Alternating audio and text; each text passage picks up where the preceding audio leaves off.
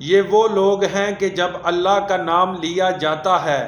تو ان کے دل ڈر جاتے ہیں، اور جب ان پر مصیبت پڑتی ہے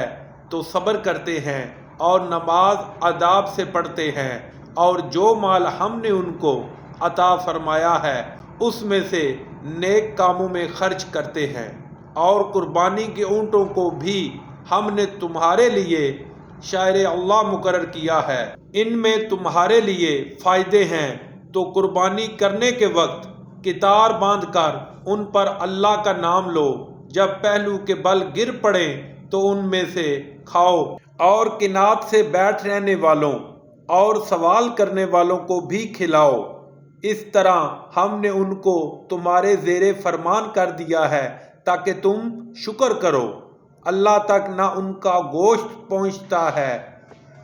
اور نہ خون، بلکہ اس تک تمہاری پرہیزگاری پہنچتی ہے، اسی طرح اللہ نے ان کو تمہارا مسخر کر دیا ہے تاکہ اس بات کے بدلے کہ اس نے تم کو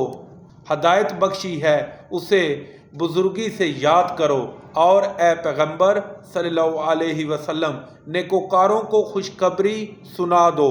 اللہ تو مومنوں سے ان کے دشمنوں کو ہٹاتا رہتا ہے، بے شک اللہ کسی خیانت کرنے والے اور کفران نعمت کرنے والے کو دوست نہیں رکھتا۔ جن مسلمانوں سے خواہ مخواہ لڑائی کی جاتی ہے ان کو اجازت ہے کہ وہ بھی لڑیں، کیونکہ ان پر ظلم ہو رہا ہے، اور اللہ ان کی مدد کرے گا، وہ یقیناً ان کی مدد پر قادر ہے۔ یہ وہ لوگ ہیں کہ اپنے گھروں سے ناحق نکال دیے گئے، انہوں نے کچھ قصور نہیں کیا، ہاں یہ کہتے ہیں کہ ہمارا پروردگار اللہ ہے، اور اگر اللہ لوگوں کو ایک دوسرے سے نہ ہٹاتا رہتا، رائیوں کے صومعے اور عیسائیوں کے گرجے اور یہودیوں کے عبادت خانے اور مسلمانوں کی مسجدیں جن میں اللہ کا بہت سا ذکر کیا جاتا ہے ویران ہو چکی ہوتی،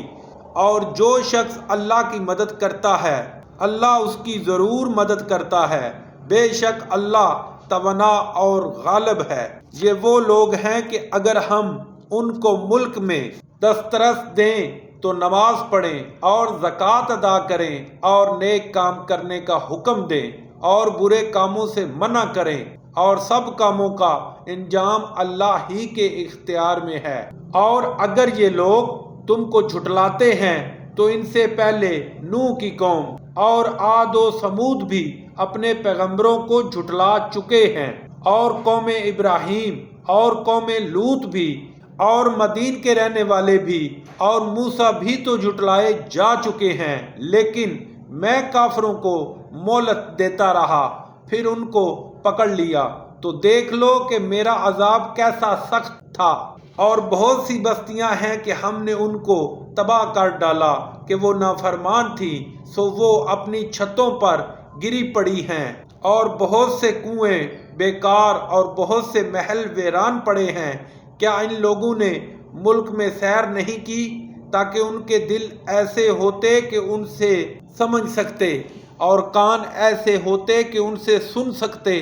بات یہ ہے کہ آنکھیں اندھی نہیں ہوتی، بلکہ دل جو سینوں میں ہیں وہ اندھے ہوتے ہیں۔